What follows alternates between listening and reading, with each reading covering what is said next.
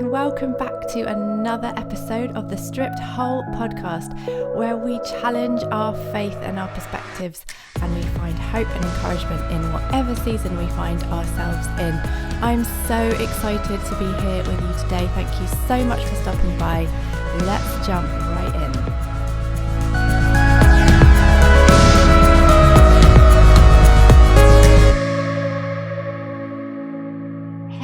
Simcha here with another episode of the Stripped Whole podcast. I am so excited to be coming at you today from a beautiful spring day here in Israel. I love the spring in Israel. It's just perfection. The days are warm and the nights are cool. You still have that thin kind of duvet on, but it's not too hot, and it's just brilliant. So not to make you jealous or anything, but I'm loving the weather at the moment. I thought I would just take a little bit of time just at the beginning of this episode to tell you a little bit more about who I am and where this is all coming from. So there's been a few things I've mentioned over the past few episodes, some books, some music, some things, some seasons, and all of that. And I just wanted to explain a little bit more about my story, and it's going to tie in really, hopefully really nicely into today's episode. So I was brought up in the UK. I was actually born in Liverpool, and if you were to be sitting in front of me, I would be able to do the best Scouse accent ever. I was there until I was about 14 when I moved south to the south coast of the UK, where I very quickly learned to lose my Scouse accent because it was not going to do me any favours in the posh private school that I was going to. And I really fell in love in that school with music, performing arts, and it really invested in me and grew me a massive amount. And I'm going to be forever indebted to that school for what they invested and sewed into me. It's amazing what schools can do for kids. But then from there, I went to London to study theology, music and worship, where really my journey in that dark and difficult season that I talk about was lasting for 15 years. That's where it began. I went to study. I was so passionate about God. I was really on fire. I was all into the music. I was writing songs. I was at the top of my game. And what happened in that place was just everything was stripped away, not in a good way. I know this podcast is about being stripped whole, but really what happened to me there was more of a deconstruction, actually. My faith was taken apart, my character was taken apart. Some very, very difficult and painful things happened during those 3 years, where by the end of it, I hadn't been given a place and a space to rebuild and refigure out what my faith meant to me, having deconstructed it. And so at the end of 3 years, I left really with my faith dangling by a thread. And I moved then to Oxford to study postgraduate education and become a qualified secondary school teacher or high school teacher, where I learned to teach performing arts, so music, dance and drama. And I loved doing that until I didn't. It was an interesting journey that happened there. I loved the kids and I loved teaching, but I could not stand the schools or the other teachers. And I actually ended up walking away from that career after only 2 years. I just could not handle the people that I was just consistently working around. It was very, very difficult. But it was during this season where I'd finished university and I'd moved to Oxford. I was trying to integrate into a new town, a new culture again, and a new place for me to try and live, that my valley just got deeper and deeper and deeper. It was a painful season where I was just completely passed over. I was not seen. It was like I was just invisible, and all the things that I thought I was good at was just torn apart and taken apart again. But then this continued as, over the years. I got married, had 2 children. God called us to Israel. This is a very, very brief version. God called us to Israel, and for 7 years we waited in Israel for our papers. We were stuck, we were trapped. We couldn't move for 3.5 years, and waiting for our court case to go through and for us to actually make progress with getting our papers. And this valley just got deeper and deeper. I was stripped of worship. I couldn't be involved in anything that would associate me to being a believer because of our court cases. There were all kinds of things going on, and I was just almost squashed further and further down into this hole that I felt I was in. And I just started wearing that as my identity. It was just, I'm invisible. I'm completely irrelevant. I'm forgotten about. Why am I even here? You know, it's difficult when you're a mum because you feel like this should complete me and it should be everything I've ever wanted, and I shouldn't want to do anything else. And I never felt like that. And I carried a lot of guilt about that for a few years before I realized that, you know, it's okay that God's made me to be more than just a mum. When I say just, I don't mean just a mum. There is no just in that sentence. But you know, for years I carried that guilt that I wasn't completed enough by this. Much as I love my children, and much as I went on and had a third kid in Israel, you know, it wasn't enough. It didn't complete me. I had so many things that I wanted to do, places I wanted to be, stuff I wanted to get going on, and I was always starting a different business here or there and trying this and trying that and working around the kids. And over the years I must have, you know, put my hand to probably 3 or 4 different businesses, all very creative and mostly to do with interior design, which is why that is one of the things I now coach in, if you're interested. And it was something that was also a very creative outlet for me when I was just completely overwhelmed with this season. So really what today's episode is about is called The Great Masquerade, and it's something that I learned through this time, through these years, that I had actually started putting a mask on. Well, actually I hadn't put it on, I just was wearing it. I was wearing the mask of this totally content, totally got it together, completely loving life, like I'm on it, you know, mum. And yes, when I have time, I have a business as well, and I just was, this was the mask I was wearing to the outside world. I was absolutely fine. I was loving it. Everything is good, and I'm doing my business, and you know, but really being a mom, you know, is so all consuming. And you know, those moms that are just like, I just don't have time for anything, I'm just mothering all the time. I was trying to be that. And it was only one day when, though, you know, those moments when something just tips you over the edge, and it can be something that's not related to anything else. I had one of those moments. I've always struggled with my weight and managing my weight. And one day I just got so overwhelmed by the problem and the issue and this complete weight of my weight. I just fell onto my floor and cried and cried and cried and cried and cried. My kids are both in kindergarten or preschool or wherever they were. They were out in the morning, and I just was on my carpet in my living room on my face, crying my eyes out. And I had no idea really why, because I had it all together. I was fine. And God just cornered me and was like, when are you going to stop? Like, just stop already. Like, I have not abandoned you. I have not forgotten you. And it's time for you to understand that you're not being real. You're not being truthful about your own situation. You're lying to yourself about your circumstances and where you're at and how you're doing. And that was really the beginning of this whole stripped whole journey. Now, I didn't come up with a name for it in that moment, but it was the start of the process of God just stripping away these masquerades that I'd been wearing and parading them around as if they were really the truth of who I am. And it was a painful journey because actually, you know, when we put a mask on, we really stick it on there and we make it totally moldable with our bodies, like, you know, paper mache, except like flexible paper mache. Latex, let's call it latex. We wear a mask that is like, it moves with us and nobody knows what's going on underneath it. Nobody knows how painful it is to remove that mask because it's become a part of who we are. And we actually get to a place where we don't know the difference between who we are and who the mask is, and what the mask ends up wearing us. So that was the beginning of God peeling away and stripping away all these masks that I'd been putting on and projecting onto the world as the truth.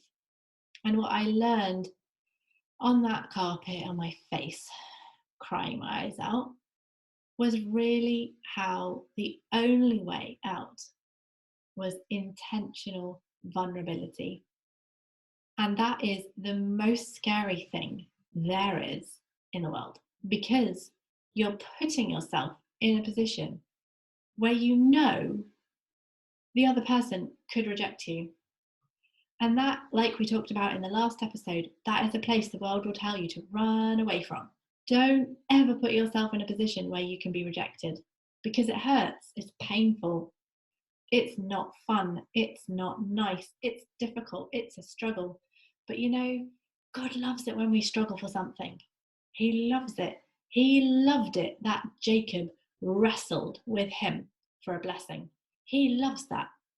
And that's what I started doing. I started wrestling with God for more. But the thing that he taught me in that place of wrestling was that you can get really churned up when you wrestle. You can get very worked up, and unease can come in, and you can begin to feel very, very worked up and unsettled. And he really challenged me and said, you can only wrestle me if you stay in my peace. And that was like mind-blowing moment where I was like, hang on a minute. I can literally be fighting and grappling and struggling and wrestling for something, but also still be in complete peace. That is insane. That is supernatural. That's completely not normal. And that was where my song Rest was born. And we're going to take a little listen to that in a minute. But it was a season on that carpet where this hidden season for years and years and years and years and years, it was 15 years, I'm not even kidding. It was a long time I was hidden away and completely unseen. And it was in that place on that carpet that I felt found and seen for the first time since I could remember, since probably I lived with my family and my parents as a kid. It was the most revelatory thing for me in that moment, because it was in being intentionally vulnerable that I found home. And that shouldn't go together. We're taught by the world that that should never go together. We shouldn't be able to find home and security and identity and value and safety in a place where we can be rejected. Because God is not people. People are fallen and they suck so often. People really can suck, and they can reject you without realizing they're rejecting you, because they don't know the shape of our wound or the shape of our hurt, and they don't realize sometimes the words they say exactly target that shape. But God's not like that, because he knows everything. So as he strips away these masks and these masquerades, what we're actually being taken back to is the original design he had for us. And I think we get so tricked into thinking that being stripped is a negative thing, and it's going to reveal how bad we are, or how dirty we are, or how ashamed of ourselves we are. And you know, it might do those things, but if we do it with God, it's a safe place, it's a restoring place, and a place of rest. But I think the key to the breakthrough in that place is all in the intentionality of it. If we intentionally put ourselves in that spot where we take off the mask and say to God, you know, this is actually who I really am, he can then breathe on us, and he can say, yeah, and this is why I made you that way.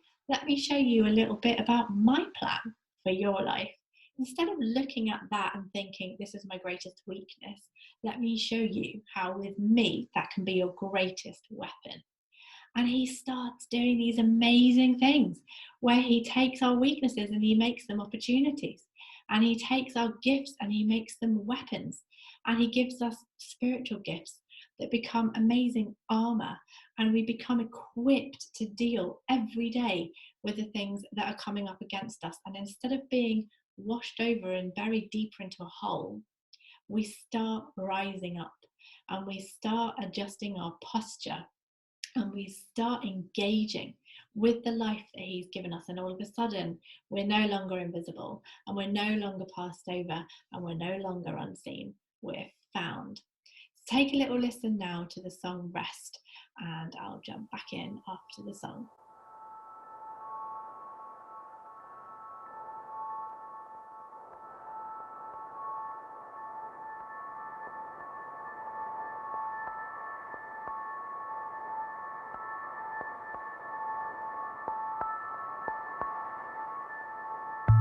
Be still and wait for me.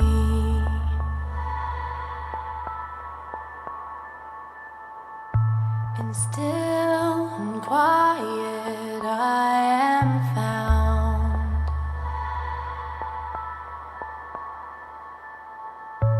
Be still and wait for me.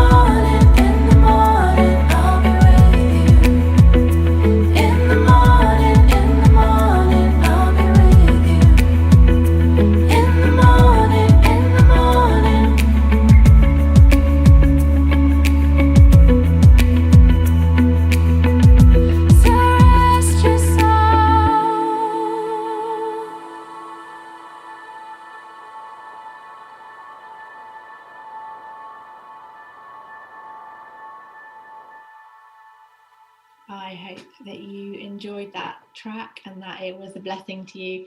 It is the fruit of what I learned in that place on the carpet. That was my carpet, was my place of breakthrough for so long, and that song Rest really was the fruit of what I learned in that place. But I wanted to just finish today's episode with a little bit of a thought on surrender, because I think that we can very often talk about intentional vulnerability. It's actually quite a trendy thing to talk about. I think people like to talk about vulnerability because they're, practicing self-care or self-love or any of these other things that I have opinions on, which I won't talk about now. But I think one of the things we often forget about is this amazing gift of surrender. And surrender is so important to God. I mentioned this last episode and I said this sentence and I'm going to say it again. Surrendered hearts are the most valuable and precious commodity to God on the face of this planet, because surrendered hearts don't steal his glory. They don't compete with his name. They only contribute to the glory that's already going to his name.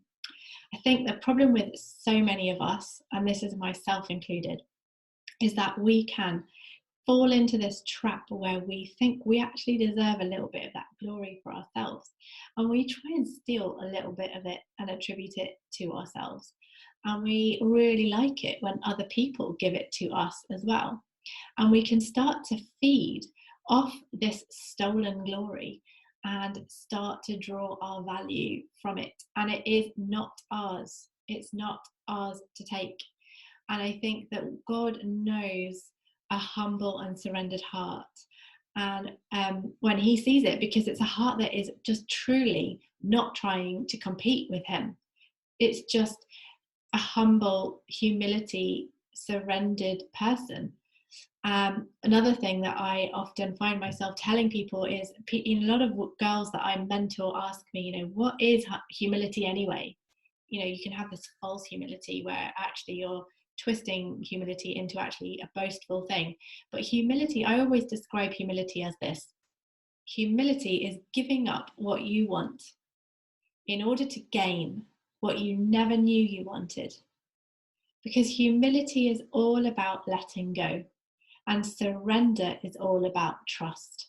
And you can't do one without the other. And my story has been one where God has repeatedly asked me to give up what I want. Give it up, give it up, give it up.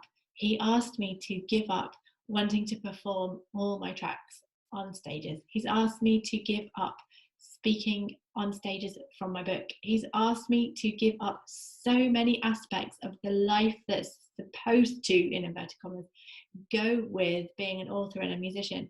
He has asked me to give it up, and I have. It wasn't easy, and I'm talking to you today from a place where I'm honestly okay with it. I really am, because I know this principle has happened over and over and over in my life, where I've given something up that I've wanted, and I've actually gained something that I didn't even know I wanted. And he's done that again. He's done it again. He has asked me to give things up, and I have gained coaching, which I never would have ever considered for myself. He's asked me to give other things up, and I've gained online tribes with these girls that come and do these online courses with me. He's asked me to give up other things, and I've gained running retreats for people and taking them away to amazing places, or going into churches and running retreats for them. These are all things I never would have ever considered for myself. I never would have thought to myself, oh, one day I want to do coaching or run retreats. I never ever thought of those things. And God took away the obvious to give me something so different and so unexpected. And it's not to say that he won't ever give me those things, because I do believe he will. But I have to be okay with giving it up, because if I haven't made peace with giving it up, it's an idol, and I cannot have idols, and that's another topic for another day. But I cannot have idols in my life. If I want something more than I'm willing to let go of it, then it is an idol in my life. So in talking about these masks and this great masquerade that we all are doing. We're dancing through life, and some of us have many, many layers of masks that we present to the world as true, and others of us have begun stripping those away to reveal the real truth of who we are. And that is the intentional vulnerability. That actually is the vulnerability, because we're allowing people to see, actually, this is who I am. And you can now reject that. If they reject the mask, it's plastic, so it doesn't feel like anything, it doesn't matter. But if somebody rejects your vulnerability, that is a very painful thing. But God never rejects us. God never ever rejects the very thing that he's made. But here's the thing with masks. There is no such thing as a replication of yourself as a mask. You can't present to the world a version of yourself. Every time you wear a mask, you're actually trying to fit into somebody else's mask, somebody else's design. Every time you present yourself to the world with a mask on, you're actually putting somebody else's design onto yourself. We're not actually creators. We can't think up people out of nothing. That's God's job. The only thing we can do is compare ourselves to others. So every time we wear a mask, what we've done somewhere along the way is we've seen somebody else and we've decided, probably subconsciously, we've decided that's better than what I am. So if I pretend that that's me, then I will look like that person who I've decided is better than my design. So actually what we're doing is we're trying to fit ourselves into somebody else's mold, instead of understanding that our mold is the only version of that mold that's ever been created. And it has its own unique calling, destiny, purpose. And instead of trying to figure out what that is, we try and squeeze ourselves into somebody else's. And that is really sad. It's so sad to see. I come across this all the time. Women that sign up for these courses, they show up and they don't have a clue who they are, or they do and they don't like it, so they're trying to be something else. And that is one of the great problems with women. We are so miserable with who we are. We so rarely see the beauty of who God's made us to be. I love deconstructing those masks and actually just pouring love and encouragement over these women and helping them to understand how awesome God's design of them is. That is probably my favorite thing to do. I just love the transformation that comes with a little bit of intentional encouragement. So to conclude today's episode, I just want to encourage you to really think about, what are the masks that maybe I'm wearing? Maybe it hasn't been intentional. Maybe I need to think about what I'm presenting to the world, and is it really true to who I am? And not to be afraid of stripping those back and allowing God to really start revealing and stripping you back to the original design that he had for you. And that is only attainable through intentional vulnerability. It might not be with a person, it might only be with God, that you sit with a journal or you sit with a word and you just let the guard down, take the mask off and present yourself really as you are before God and hear what he has to say about you. And the key to breakthrough in that is that surrender, that humility and that surrender, that heart that won't try and steal his glory, and that willingness to give up what you want in order to gain what you never knew you wanted. That's it for today, guys. Thank you so much for coming to hang out with me on this Stripped Whole podcast. If you've liked what you've heard today, please leave a rating and a comment down below so that we can hear your feedback and do better next time. Thank you, and I'll see you on the next episode.